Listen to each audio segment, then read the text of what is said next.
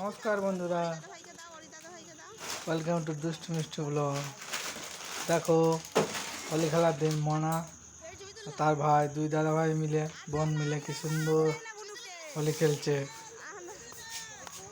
দেখো, সব বসেছিলাম সন্ধ্যার সময়, সব হোলি খেলতে গেছে। সবাই বলছিল ছবিগুলো খুব বড় হয়ে গেছে, তাই তারপরের দিন নিয়ে চলে গেলাম চুল কাটাতে। যা দুষ্টু ওই জায়গায় থাকলে চুল কাটানো যেত না, তাই ওখানে বসে থাকতে থাকতে হঠাৎ ঘুমিয়ে পড়েছিল। ঘুমিয়ে পড়ার পরে ওনাকে নিয়ে আমরা চুল কাটতে চলে গেলাম। চুল কাটার সময় একটু নড়াচড়া করছিল, কিন্তু ঘুম ভাঙেনি,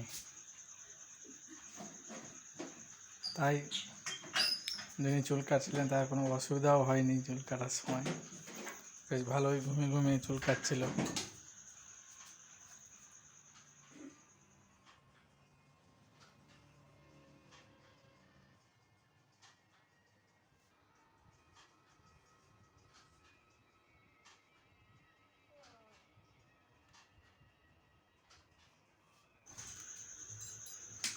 মোটামুটি 8 ঘন্টা মতো লেগেছিল ও চুল কাটতে।